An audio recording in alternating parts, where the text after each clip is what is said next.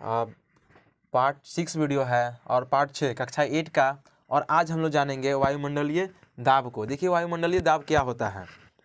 तो देखिए वायुमंडलीय दाब एक बार दाब तो हम लोग पढ़ लिए हैं। पार्ट 5 वीडियो में हम लोग दाब को अच्छी तरीके से हम लोग पढ़े। आपने अब नहीं देखा है तो प्लेलिस्ट में जाकर आप देख लिए कि दाब का प्रभाव क्या होता है, दाब किसे कहते हैं, तो हम पढ़ा चुके हैं। आज हम जानेंगे कि वायुमंडलीय दाब किसे कहते हैं। तो देखिए वायुमंडल, तो देखिए वायुमंडल में बहुत सारे मतलब कि हवा है, मतलब गैसों का मिश्रण है। जैसे पर यहाँ हमारे पृथ्वी पर देखिए ऑक्सीजन भी है और फिर नाइट्रोजन भी है, बहुत सारे तरह तरह के गैस हैं। तो वो क्या करती है, एक प्रकार का दबाव उत्पन्न करती हैं। तो बोल रहा है कि वायु के द्वारा किसी बिंदु पर लगाया गया बल को वायुमंडलीय दाब कहते हैं। क्या हम लोग पढ़े, वायुमंडलीय दाब किसे कहते हैं? तो वायु के द्वारा, जैसे हवा है ना हमारे वातावरण में, और हवा के द्वारा मतलब वायु के द्वारा जो बल लगाया जाता है किसी भी वस्तु पर, किसी बिंदु पर लगाया गया बल को क्या कहते हैं? वायुमंडलीय दाब कहते हैं। और देखिए वायुमंडलीय दबाव का प्रभाव कहाँ कहाँ देखने को मिलता है। जो वायुमंडलीय दाब का जो प्रभाव है वो कहाँ कहाँ देखने को मिलता है। तो आपने देखे होंगे कि देखिए आप एक चीज़ पढ़े होंगे कि मतलब कि जो मतलब एरोप्लेन में अगर कोई पेन लेकर जाता है तो उसका स्याही मतलब कि बह जाता है, मतलब बक देता है कहते हैं जिसको। या हम लोग पहाड़ पर चढ़ते हैं तो हम लोग को लगता है कि नाक में ब्लड आ जाएगा। क्यों ऐसा होता है?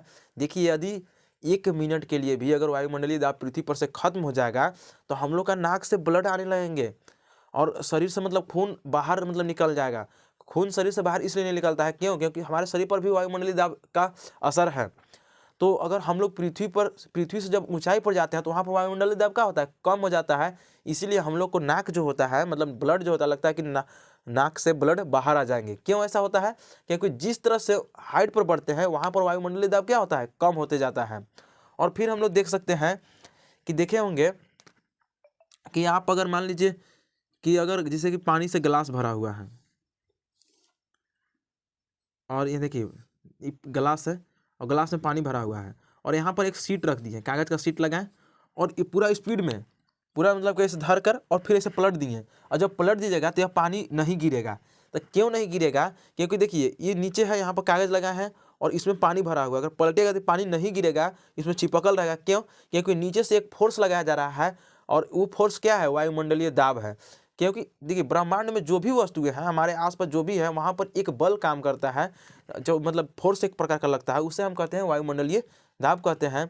और आपने वायुमंडलीय दाब को प्रभाव को भी देखे होंगे, जैसे कि भी हम समझाएं कि पहाड़ पर चढ़ते समय नाक से लगता है कि खून बाहर निकल जाएंगे। ऐसा इसलिए होता है क्योंकि ऊंचाई पर जाने पर क्या होते हैं? वायुमंडलीय दाब कम हो जाते हैं। तो मुझे आशा है कि यह टॉपिक आप लोग को समझ में आया होगा। आप लोग कैसा लगा आप लोग कमेंट में जरूर बता दें। और मेरे चैनल पर नए हो तो चैनल को सब्सक्राइब कर दीजिएगा। थैंक यू दोस्तों, जय।